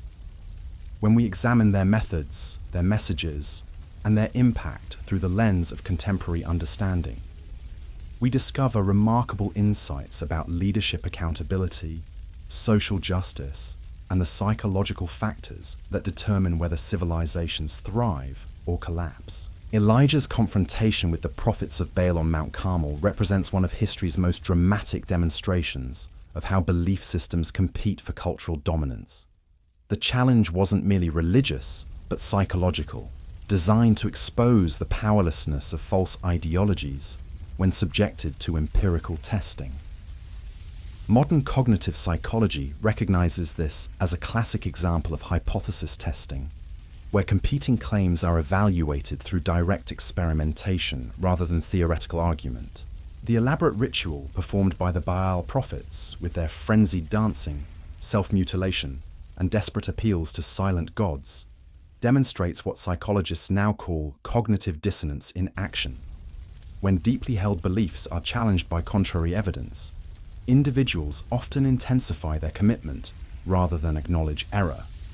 The escalating desperation of Baal's prophets reveals the psychological mechanisms that drive extremist behavior when worldviews are threatened. Elijah's approach, by contrast, was methodical and designed for maximum psychological impact. His repair of the altar, his use of 12 stones representing the united tribes, and his drenching of the sacrifice with water weren't arbitrary details but carefully orchestrated elements designed to eliminate any possibility of deception. The prayer he offered was brief and direct, appealing to historical precedent and requesting clear demonstration of divine power. This approach demonstrates sophisticated understanding of how to structure compelling arguments and create decisive moments that resolve uncertainty. The immediate response of fire from heaven that consumed not only the sacrifice but the stones, water, and dust around the altar created an undeniable demonstration of power that transformed the psychological landscape instantly. The people's immediate confession that the Lord is God reveals how decisive evidence can shift mass opinion when presented in the right context. This event demonstrates the power of empirical demonstration over theoretical argument in changing deeply held beliefs. The execution of the false prophets that followed, while shocking to modern sensibilities, reflects ancient understanding of how ideological conflicts must be resolved decisively to prevent recurring problems. The principle that false teaching leads to social destruction required swift action to protect the community from continued deception. This demonstrates early recognition of how ideas have consequences and how societies must actively defend truth against corruption. The drought that preceded this confrontation and the rain that followed Elijah's victory reveals sophisticated understanding of how environmental factors influence social and political stability. The 3-year absence of rain created economic hardship that challenged the effectiveness of Baal worship, which specifically promised agricultural prosperity. The return of rain after the demonstration of divine power created a powerful correlation between spiritual truth and material blessing that reinforced the lesson for generations. For Elijah's subsequent depression and flight to the wilderness demonstrates the psychological toll that intense spiritual leadership exacts on individuals. His request to die after achieving his greatest victory reveals what modern psychology recognizes as post-traumatic stress and burnout. The gentle care he received, including sleep, food, and gradual restoration, shows advanced understanding of how to help individuals recover from intense psychological pressure.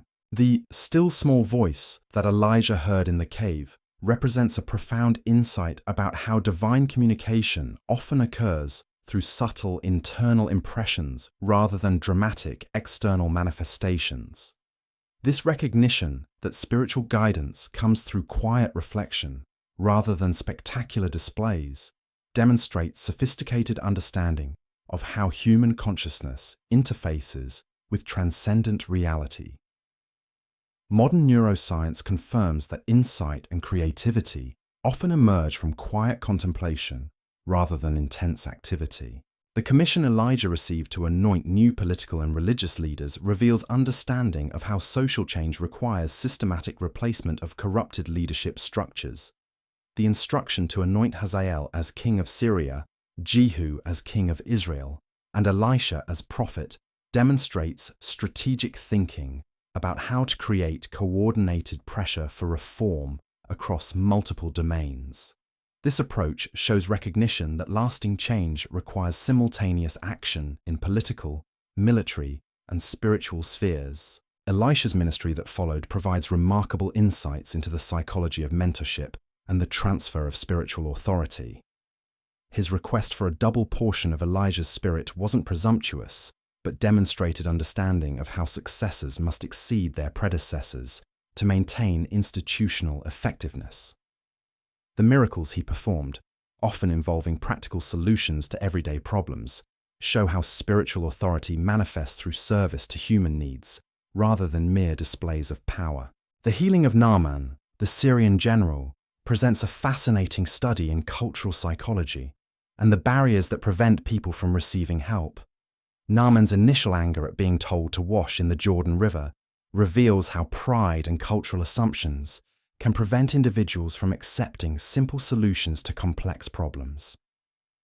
His servant's wise counsel that he should try the easy remedy demonstrates the importance of humble advisors who can overcome the blind spots of authority figures. The story of the widow's oil reveals profound insights about resource management and the psychology of scarcity. The miraculous multiplication of oil based on the containers available demonstrates a principle that modern economics recognizes: that abundance is often limited not by available resources, but by our capacity to receive and utilize them. This account shows understanding of how faith and practical action must combine to create material provision. The resurrection of the Shunammite woman's son provides one of history's most detailed accounts of the psychological impact of child loss and restoration. The woman's journey to find Elisha, her refusal to explain her crisis to anyone else, and her persistent faith despite devastating circumstances demonstrate remarkable psychological resilience.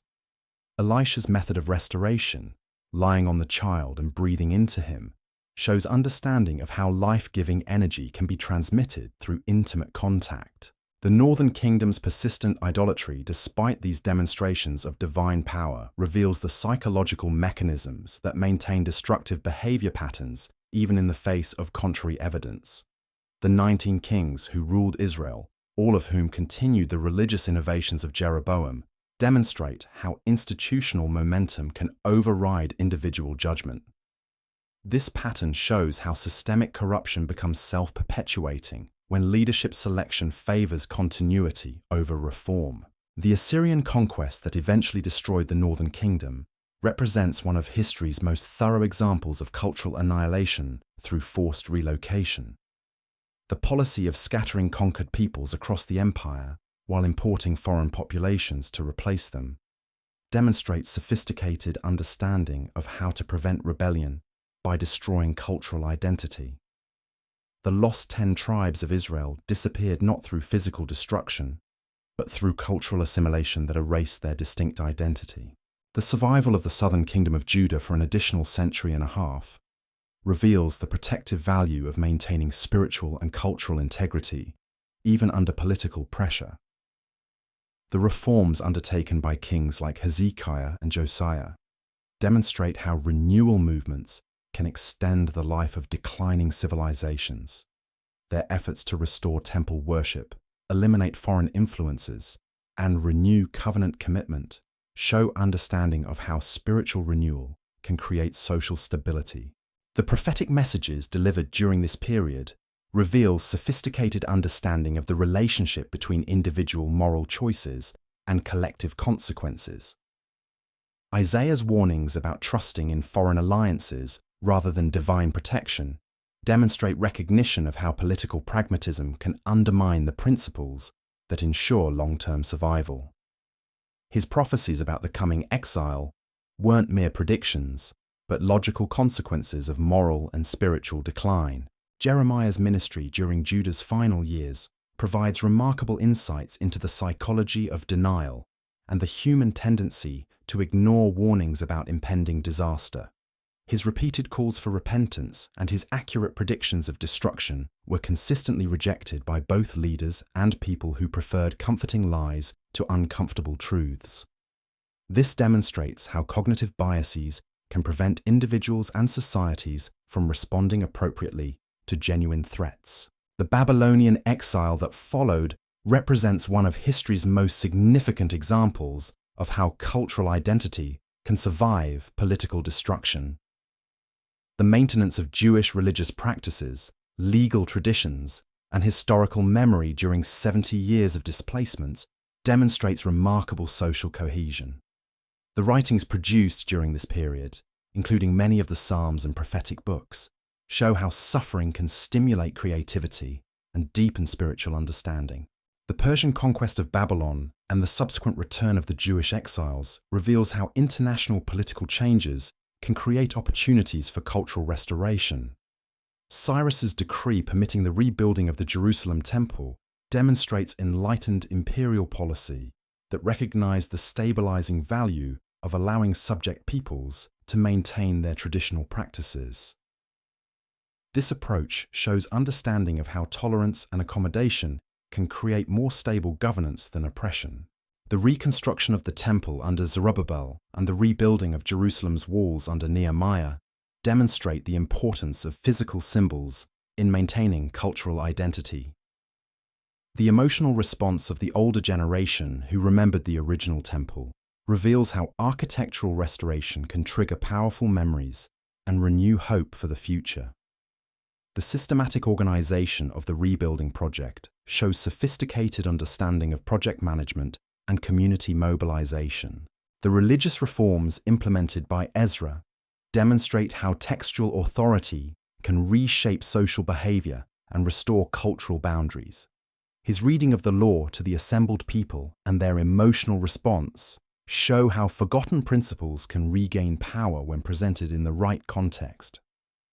The mass divorce of foreign wives that followed, while harsh by modern standards, demonstrates the ancient understanding that cultural survival requires maintenance of distinct identity markers.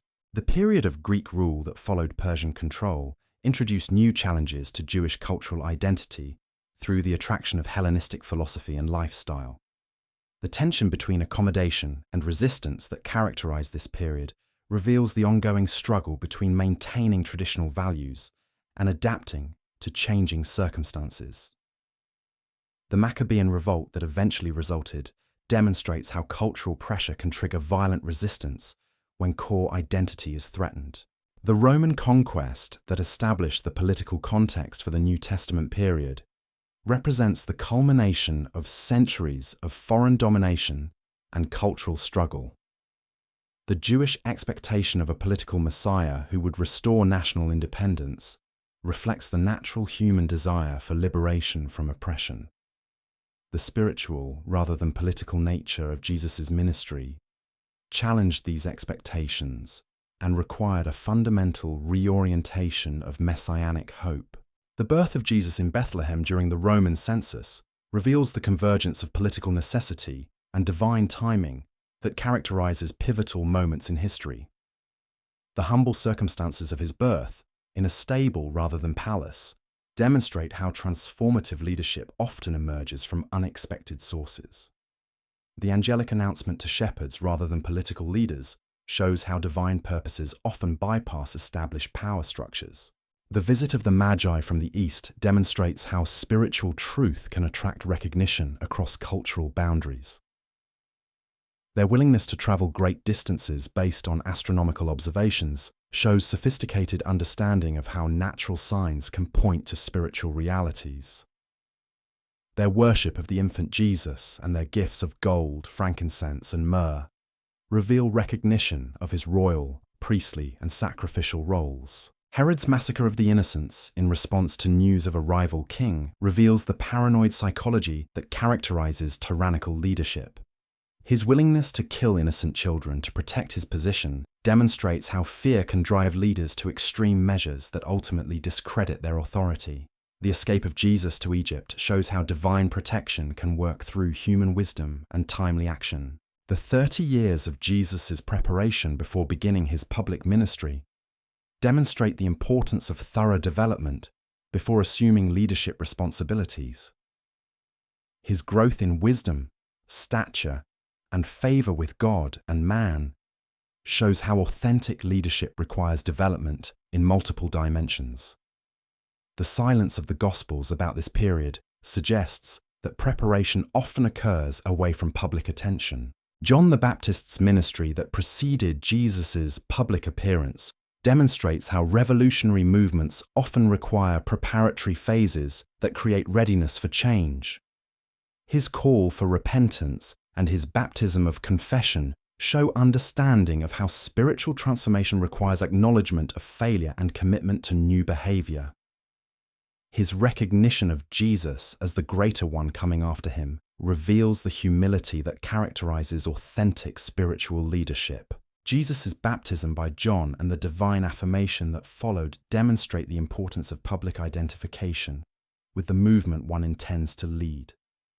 His willingness to submit to baptism, despite his sinless nature, shows understanding of how leaders must model the behavior they expect from followers. The Trinitarian manifestation at this moment reveals the divine authorization that authenticated his subsequent ministry.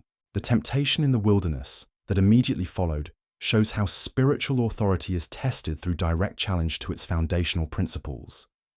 The three temptations, addressing physical needs, spectacular display, and political power, represent the primary areas where spiritual leadership can be corrupted. Jesus' responses, all drawn from Scripture, demonstrate how established principles can guide decision-making under pressure. The selection of the 12 apostles reveals sophisticated understanding of how to build effective teams for accomplishing complex missions. The diverse backgrounds and personalities of the men chosen show recognition that different skills and perspectives are needed for comprehensive ministry. Their gradual development from confused followers to effective leaders demonstrates how mentorship can transform ordinary individuals into extraordinary servants. The teaching methods Jesus employed, particularly his use of parables, reveal advanced understanding of how to communicate complex spiritual truths through accessible stories. The principle that spiritual understanding comes through engagement rather than mere explanation shows recognition of how learning occurs through active participation. His willingness to speak in parables, so that only those with genuine interest would understand, demonstrates how truth must be protected from those who would misuse it. The miracles Jesus performed weren't merely supernatural displays, but demonstrations of divine power working through natural principles to meet human needs. The healing of physical diseases, the multiplication of food, and the calming of storms all show how spiritual authority can override natural limitations when exercised for compassionate purposes. These demonstrations provided empirical evidence for his claims about divine authority and kingdom power. The opposition Jesus faced from religious leaders reveals how established institutions often resist innovations that challenge their authority. The progressive escalation of this conflict, from questioning to plotting to execution, demonstrates how threatened power structures will use any means necessary to eliminate perceived threats. This pattern shows how authentic spiritual leadership inevitably creates conflict with corrupted religious systems. The transfiguration experience that revealed Jesus' divine nature to his inner circle of disciples demonstrates how spiritual reality can occasionally break through physical limitations. The appearance of Moses and Elijah, representing law and prophets, shows how Jesus' ministry fulfilled rather than replaced previous revelation. Peter's desire to build permanent structures on the mountain reveals the human tendency to institutionalize transcendent experiences. The triumphal entry into Jerusalem that began the final week of Jesus' earthly ministry demonstrates how popular movements can create temporary political momentum. The crowd's enthusiasm and their messianic expectations show how spiritual leadership can generate hope for immediate change. The contrast between this celebration and the crucifixion that followed reveals how quickly public opinion can shift when expectations are disappointed. The cleansing of the temple that followed demonstrates how spiritual authority must sometimes use force to correct institutional corruption. Jesus' actions in overturning the money changers' tables and driving out the merchants show understanding of how commercial interests can corrupt religious institutions. This confrontation with established religious authority precipitated the final crisis that led to his death. The Last Supper that Jesus shared with his disciples provides profound insights into how leaders can prepare followers for their eventual absence. The institution of communion as a memorial practice shows understanding of how symbolic acts can maintain connection across time and space. His washing of the disciples' feet demonstrates how authentic leadership manifests through service rather than domination. The betrayal by Judas reveals the psychological factors that can corrupt even close associates of effective leaders. His motivation, whether financial gain or disappointment with Jesus' non-political approach, shows how unmet expectations can turn followers into enemies. The kiss used to identify Jesus demonstrates how intimate gestures can be perverted to serve destructive purposes. The trials before religious and civil authorities that followed reveal the legal and political complexities involved in executing someone without clear criminal charges. The coordination between Jewish religious leaders and Roman political authorities shows how different power structures can collaborate to eliminate common threats. Pilate's reluctance and his washing of hands demonstrate how political leaders often know what is right, but lack courage to act accordingly. The crucifixion itself represents the ultimate convergence of human injustice and divine purpose. The method of execution, designed for maximum humiliation and suffering, shows how political authority uses extreme measures to discourage resistance. The words Jesus spoke from the cross, including forgiveness for his executioners, demonstrate how spiritual authority can maintain love and purpose even under extreme suffering.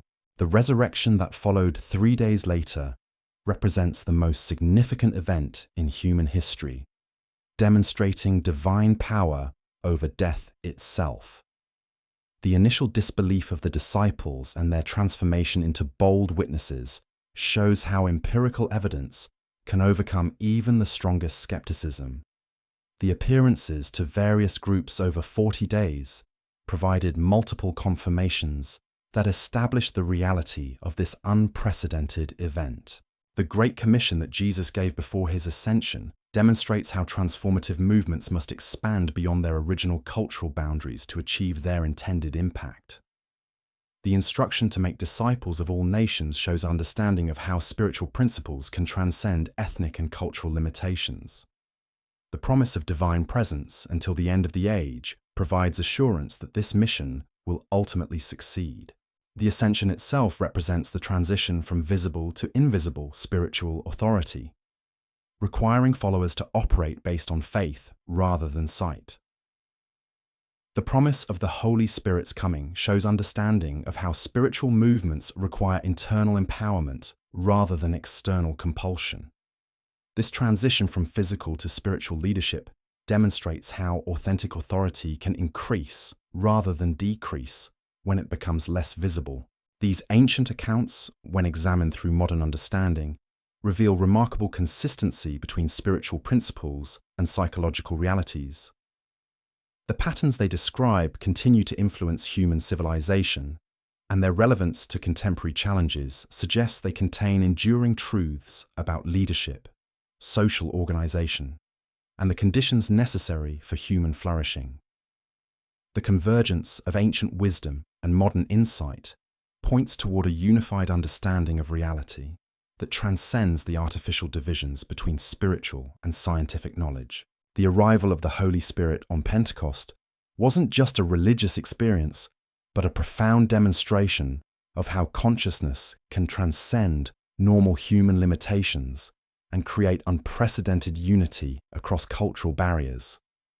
When we examine this pivotal moment through the lens of modern neuroscience and communication theory, we discover remarkable insights about collective consciousness, linguistic processing, and the psychological mechanisms that enable rapid social transformation. The phenomenon of speaking in tongues that occurred when the Spirit descended reveals something extraordinary about the brain's capacity for linguistic adaptation. The disciples, most of whom were uneducated Galileans, suddenly possessed the ability to communicate complex spiritual concepts in languages they had never learned. Modern research in neuroplasticity shows that the brain can rapidly form new neural pathways under extreme circumstances. But the instantaneous acquisition of multiple foreign languages suggests something beyond normal cognitive adaptation. The crowd's reaction demonstrates sophisticated understanding of how authentic spiritual experiences can be distinguished from mere emotional enthusiasm. Their amazement centered not on the ecstatic behavior, but on the content and clarity of the communication. People from diverse ethnic backgrounds heard the gospel message in their native languages, complete with cultural nuances and emotional resonance that mere translation couldn't provide. This demonstrates how genuine spiritual transformation transcends cultural barriers through direct heart-to-heart communication. Peter's sermon that followed reveals advanced understanding of how to construct compelling arguments that connect historical precedent with present reality. His explanation of the Spirit's outpouring as fulfillment of ancient prophecy shows recognition of how people need continuity with their past to accept radical change. The integration of scripture quotations with contemporary observation demonstrates sophisticated rhetorical technique that modern communication specialists recognize as highly effective. The immediate response of 3,000 people accepting baptism shows how prepared hearts can recognize truth when presented with clarity and power. This mass conversion wasn't the result of emotional manipulation, but of rational conviction combined with spiritual illumination. The fact that these converts came from diverse cultural backgrounds, yet immediately formed a unified community, demonstrates how authentic spiritual experience creates bonds that transcend normal social divisions. The communal lifestyle that emerged among the early believers reveals profound insights about human social organization and the conditions that enable genuine cooperation. The sharing of possessions, the daily gathering for teaching and fellowship, and the priority given to caring for one another's needs created a social model that modern economists and sociologists recognize as remarkably sophisticated. This wasn't primitive communalism, but voluntary association based on shared values and mutual commitment. The miraculous healings that accompanied the apostles' ministry demonstrate how spiritual authority can manifest through restoration of physical and social wholeness. Peter's healing of the lame beggar at the temple gate wasn't just a supernatural display, but a demonstration of how divine power works to restore human dignity and social integration. The man's immediate ability to walk, leap, and praise God shows how genuine healing involves complete restoration rather than mere symptom relief. The opposition that quickly emerged from religious authorities reveals the psychological mechanisms that drive institutional resistance to transformative movements. The Sadducees' denial of resurrection doctrine made them particularly hostile to the apostles' message about Jesus' victory over death.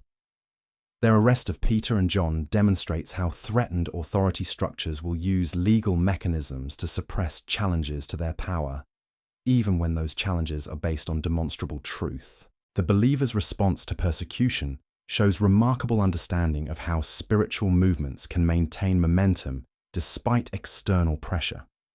Their prayer for boldness, rather than protection, demonstrates recognition that authentic spiritual authority grows stronger under opposition.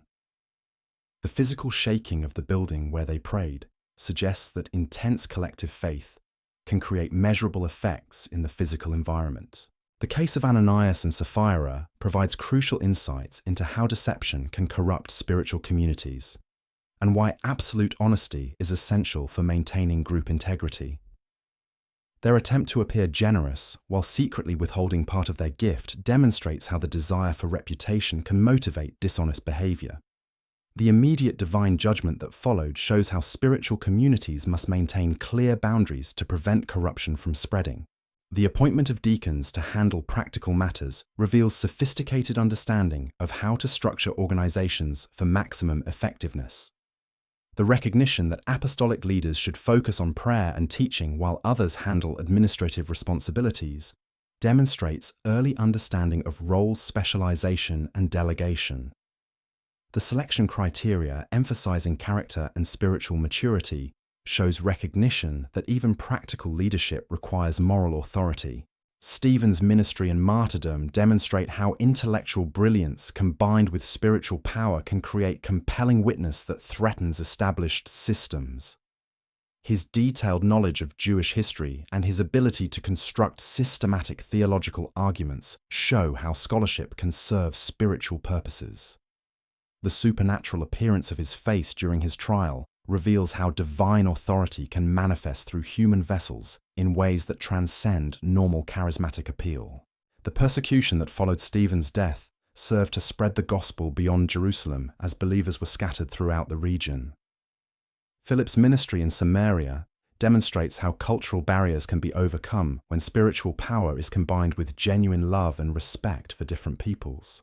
The Ethiopian eunuch's conversion shows how prepared hearts can recognize truth even when encountered in unexpected contexts.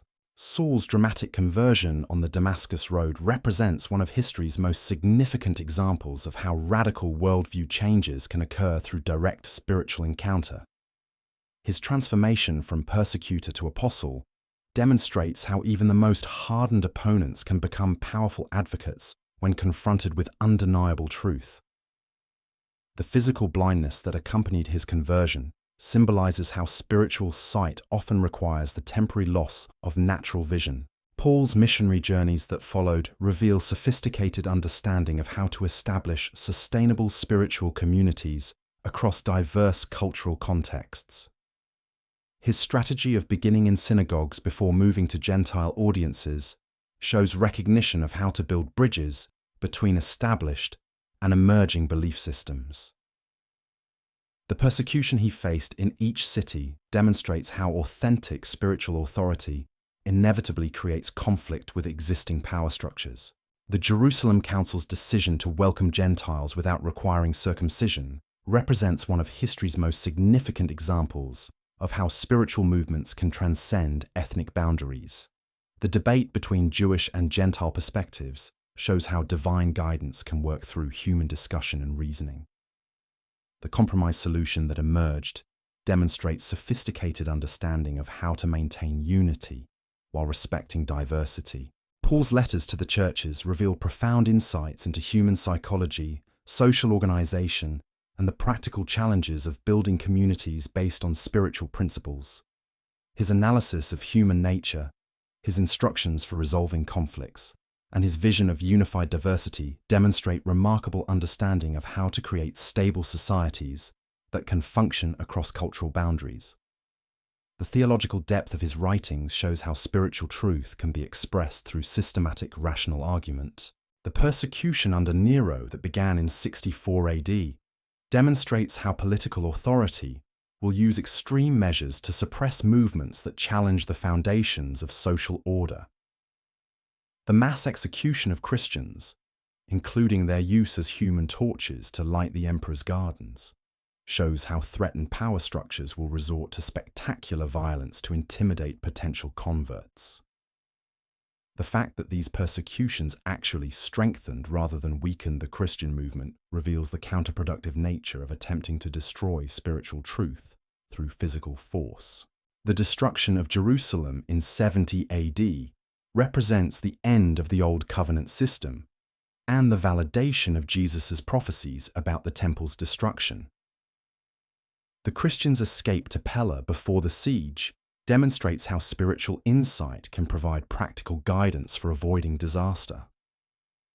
The complete destruction of the temple and the scattering of the Jewish people shows how divine judgment can work through natural historical processes. The completion of the New Testament canon during this period represents one of history's most significant literary achievements, creating a collection of writings that would influence human civilization for millennia. The careful selection of texts that demonstrated apostolic authority and theological consistency shows sophisticated understanding of how to preserve authentic spiritual teaching across generations. The rejection of numerous alternative writings demonstrates recognition that not all religious literature contains genuine divine revelation. The spread of Christianity throughout the Roman Empire during the 1st century reveals how spiritual truth can transcend political, ethnic, and social boundaries when presented with clarity and demonstrated through transformed lives. The establishment of churches in major cities from Jerusalem to Rome created a network of communities that could maintain connection and mutual support despite geographical separation. This expansion shows how authentic spiritual movements naturally grow when they meet genuine human needs. The Book of Revelation, written during the persecution under Domitian, provides a prophetic vision of how spiritual truth will ultimately triumph over all opposition.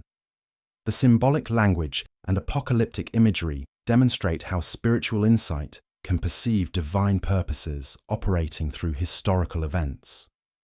The promise of final victory and the establishment of divine kingdom provides hope that transcends immediate circumstances and gives meaning to present suffering. The early church's survival and growth, despite intense persecution, demonstrates how spiritual movements that address fundamental human needs can overcome any external opposition. The transformation of the Roman Empire from Christianity's greatest enemy to its official patron within 3 centuries shows how authentic spiritual truth can eventually reshape entire civilizations. This historical pattern suggests that movements based on genuine spiritual principles possess inherent advantages over those based merely on political or economic power. The principles established during this foundational period continue to influence human civilization today, demonstrating their enduring relevance to fundamental questions about human nature, social organization, and ultimate purpose. The convergence of ancient spiritual wisdom with modern scientific understanding suggests that these early insights contain genuine truth about the nature of reality itself. The ongoing impact of these first-century events on contemporary global culture shows how pivotal moments in history can create effects that extend far beyond their immediate context. The story that began with creation's first light continues to unfold through human history, revealing consistent patterns of divine purpose, working through natural processes and human choices. The ancient truths hidden in biblical accounts aren't just historical curiosities, but living principles that continue to shape reality at the deepest levels. Understanding these connections between ancient wisdom and modern knowledge provides a framework for comprehending both our origins and our destiny. As we conclude this journey through history's hidden truths, we discover that the questions that drove ancient seekers are the same ones that drive modern scientists, philosophers, and spiritual searchers. The convergence of biblical revelation with scientific discovery suggests that truth is unified, that spiritual and natural reality are complementary rather than contradictory. The ancient accounts we've explored provide a roadmap for understanding not just where we came from, but where we're heading and why our existence matters in the grand scope of cosmic history. The ultimate revelation hidden in these ancient texts is that human consciousness, moral awareness, and spiritual capacity aren't accidents of evolution, but fundamental features of a universe designed for relationship, meaning, and transcendent purpose. The story that began before time itself continues to unfold through each generation, inviting us to participate in purposes that extend far beyond our individual existence into the very heart of cosmic reality.